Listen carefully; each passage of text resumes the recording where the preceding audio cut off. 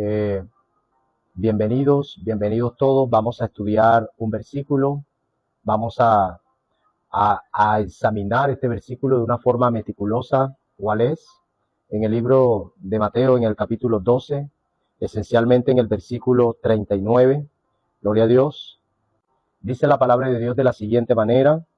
Él respondió y les dijo: la generación mala y adúltera demanda señal, pero señal no le será dada, sino la señal del profeta Jonás.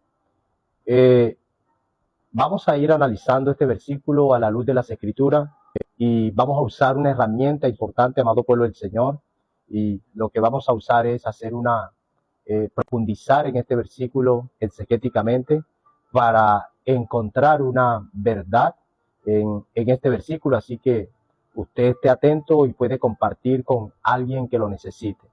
El tema que vamos a estar mirando, examinando en este versículo es la señal dada del profeta Jonás. El Señor, lo que podemos observar aquí es que en este versículo dice, Él respondió y les dijo. Cuando nos habla que Él respondió, está hablando acerca de la respuesta que hace Jesús. Jesús hace una respuesta y para poder observar las causas por las cuales Él responde o da una respuesta a una pregunta que hay, es esencial leer el versículo 38. Cuando dice, entonces respondieron algunos de los escribas y de los fariseos.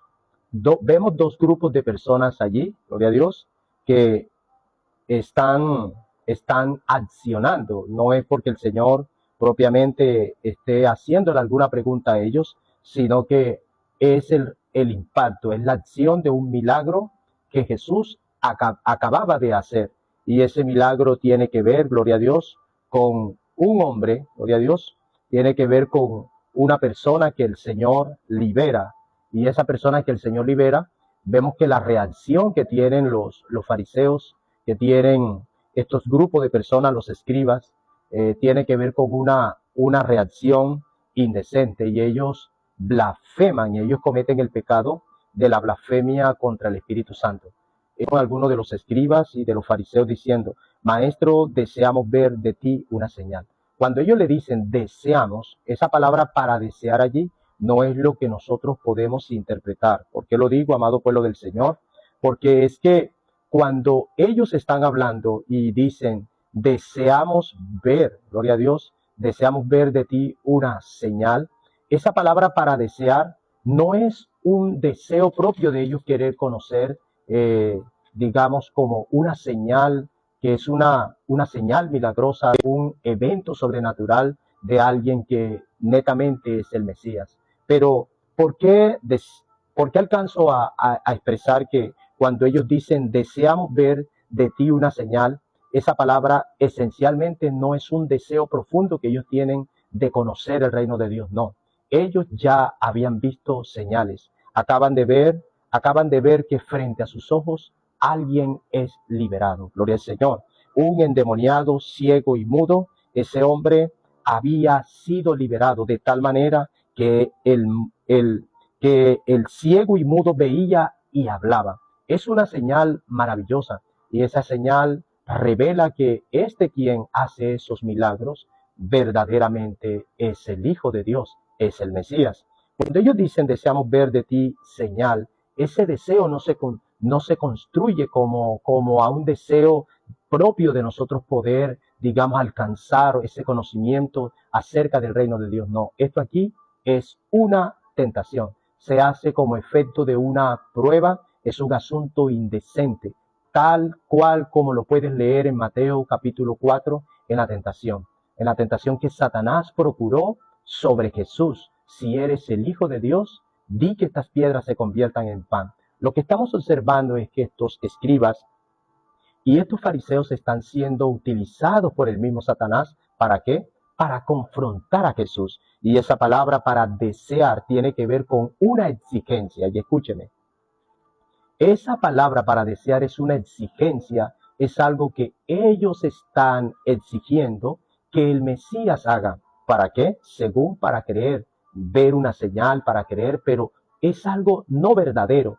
ellos están buscando la forma de cómo tentar a Jesús. Cuando Él les dice la palabra, la generación mala, esa palabra es importantísima, debe subrayarla porque Jesús no le responde a ellos dirigiéndose directamente a ellos, sino observa la forma y la manera en que Jesús le responde, la generación mala y adúltera. Entonces, es una expresión que es global, gloria a Dios, no es específicamente para los escribas y los fariseos, aunque apunta a ellos, claro que sí, pero está hablando, dice, la generación mala y adúltera. Y debemos tener en cuenta que cuando se nos habla en las escrituras acerca de la generación mala y adúltera, Jesús no se dirige a individuos, sino a una parte colectiva. Y debemos tener en cuenta esto. Cuando habla de esa generación se caracteriza por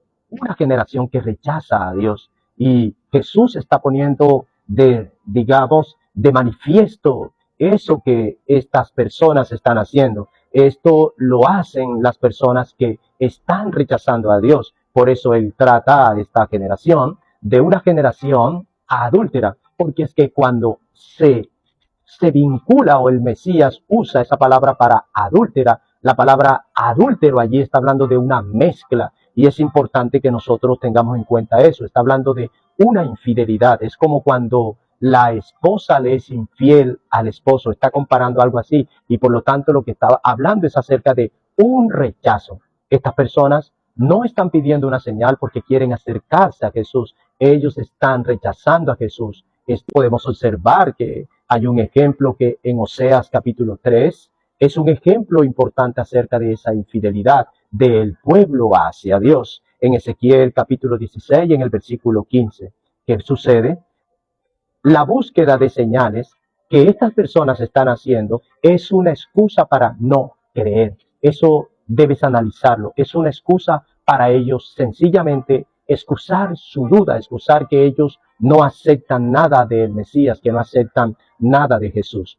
Pero, ¿qué responde el Señor? Dice el versículo 39, Jesús le respondió y les dijo, la generación mala y adúltera demanda señal y es necesario que tengamos en cuenta porque esa palabra para demandar está hablando que ellos exigen una señal para creer, pero están exigiendo con el ánimo de excusarse. Y veamos cómo Jesús sigue respondiendo a la hipocresía de estas personas.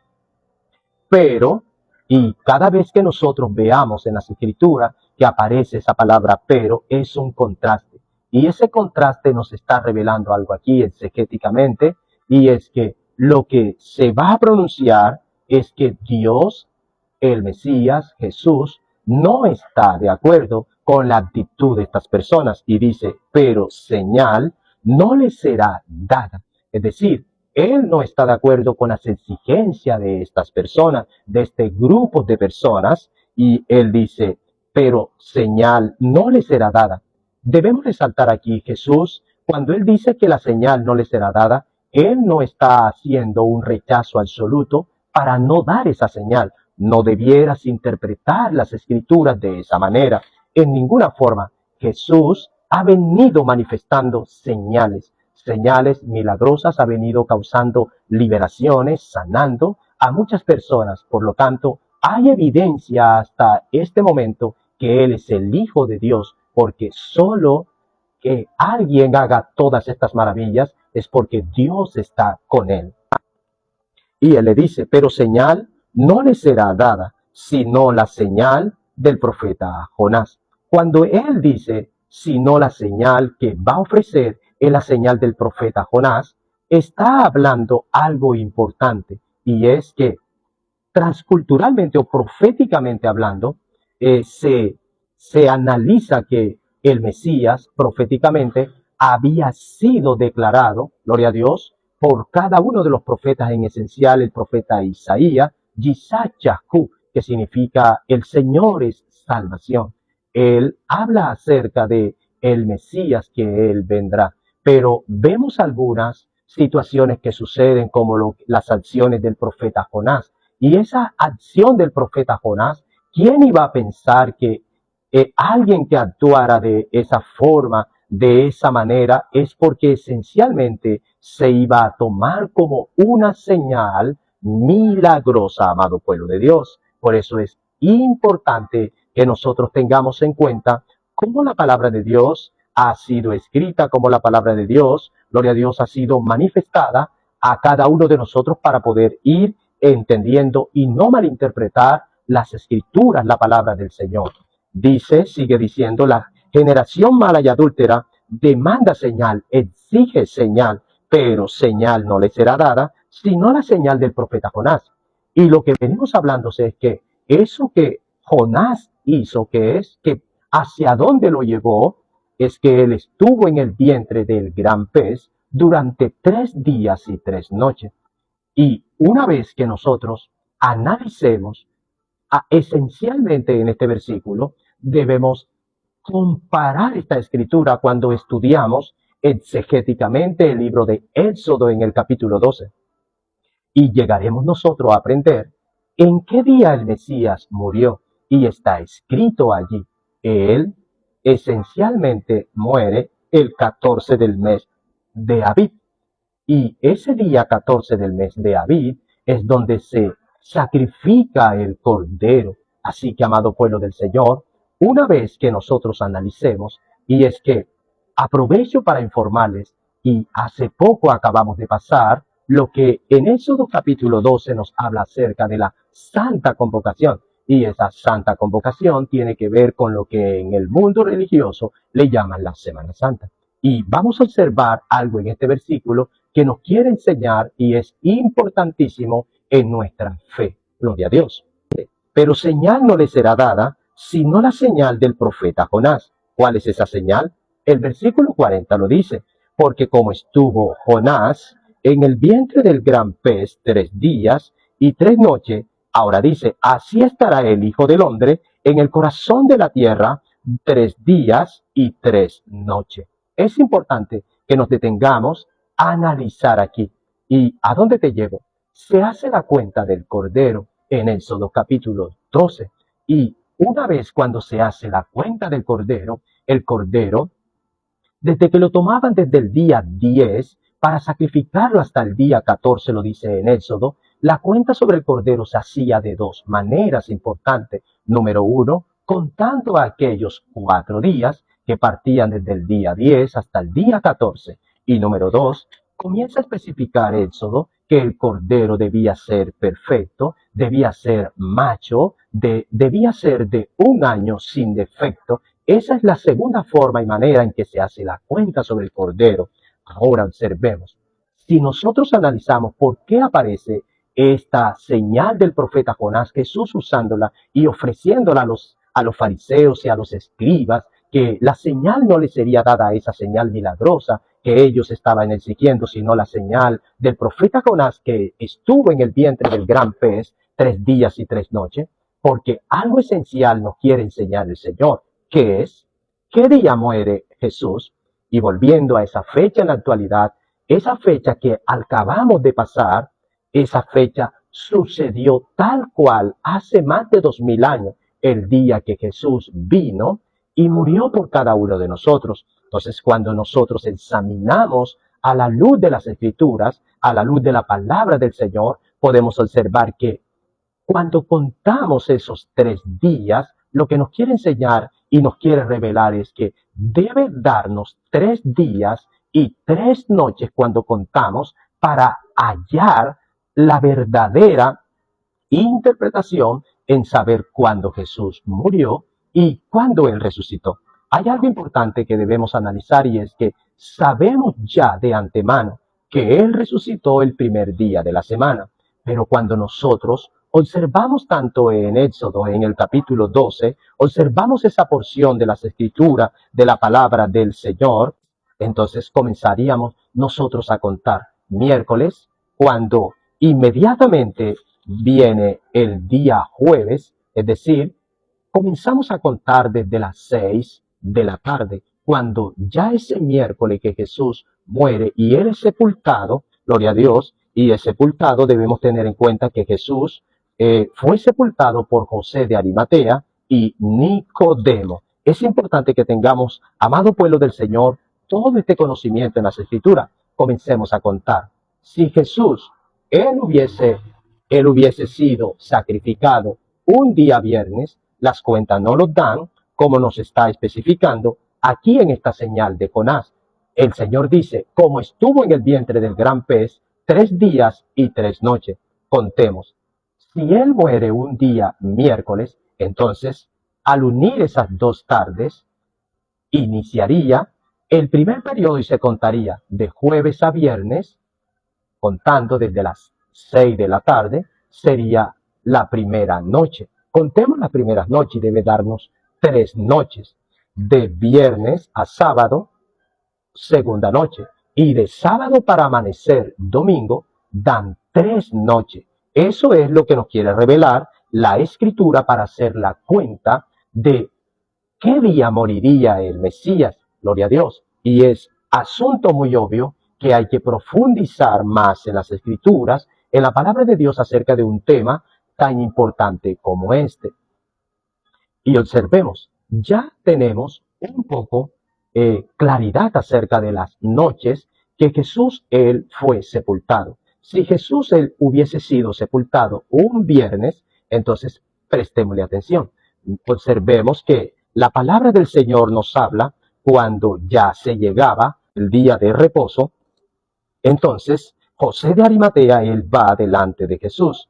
Y observémoslo en el libro de Lucas, en el capítulo 23, versículo 50, dice, había un hombre llamado José de Arimatea, ciudad de Judea, el cual era miembro del concilio, varón bueno y justo, este que también esperaba el reino de Dios, y no había consentido en el acuerdo ni en los hechos de ellos. Fue a Pilato y pidió el cuerpo de Jesús. Y observe lo que dice el versículo 53 de Lucas 23, dice, y quitándolo lo envolvió en una sábana y lo puso en un sepulcro abierto en una peña, en el cual no se había puesto a nadie. Y observa lo que dice el versículo 54, dice, era día de la preparación y estaba para comenzar el día de reposo. Ese día de reposo es esencialmente un jueves, y en una enseñanza he estado explicando que cuando habla de este día de reposo no es un sábado normal, habla acerca de un día festivo, para que me entienda, o lo que los judíos le hablan acerca del gran Shabbat. Y el gran Shabbat está hablando acerca de las 7 fiestas judías, y esas 7 fiestas judías siempre ellas se realizaban en un gran Shabbat, gloria a Dios, y se contemplaban esos días como gran Shabbat, nadie podía trabajar en absoluto. Entonces, observemos, si él muere un miércoles, podemos observar aquí que antes que llegara el día de reposo o el gran Shabbat, no puedes, digamos, mezclar o interpretar esta palabra aquí con un sábado normal. Está hablando que ese gran Shabbat o ese día festivo sería ese jueves. Y es importante porque debes detenerte a estudiar acerca de lo que es el calendario lunar y solar, y cada 3 años se observa un año bisiesto según el calendario judío. Entonces, amado pueblo del Señor, y esa fecha esencialmente se dio para igual para este mismo evento, esta misma fecha en la cual Jesús, él murió. Jesús, él muere un miércoles, y ese día jueves era un día de reposo. Entonces comencemos a contar nuevamente las 3 noches para que lo sustentemos con las Escrituras y podamos tener claridad. Si a él lo sepultan el miércoles, entonces observemos que ese día jueves, antes que entrara el día de reposo, a Jesús lo sepultan cerca de las 6:30 y algo así. Bien, llegando el día de reposo, y ese día de reposo no es sábado. Si lo puedes interpretar como un asunto directo, que él muere un día viernes y Jesús no muere un día viernes, entonces contemos lo que el libro de Mateo en el capítulo 12, el versículo 40 nos está hablando acerca de la señal que Jesús da, que el Hijo del Hombre estaría 3 días y 3 noches. Y estamos contando primeramente las noches para que lo tengamos en cuenta. Y en ese conteo debe darnos 3 noches. Si no nos dan 3 noches, entonces hay que hacer un análisis exhaustivo en lo que estamos contando y tener que analizar que estamos contando mal. Bien, Si él se supone que murió un día viernes, entonces observemos, lo van a sepultar un día viernes, de sábado a domingo, solamente estaríamos hablando acerca de una noche de sepultura, porque él resucitó el primer día de la semana, lo que llamamos domingo al amanecer. Y cuando habla del amanecer, es importante porque es un tema también muy relevante tener que hablar la hora y el momento en que Jesús él resucita. Y él resucita antes que el sol se manifieste, gloria a Dios. Entonces, es necesario tener en cuenta todo esto, amado pueblo del Señor. Bien, hagamos un reconteo. Jesús muere un día miércoles, pero ese día jueves es día de reposo. Y contemos, de jueves a viernes, primera noche. De viernes a sábado, segunda noche. Y de sábado a amanecer el domingo, tercera noche. Ahora contemos los días. Deben darte también iguales.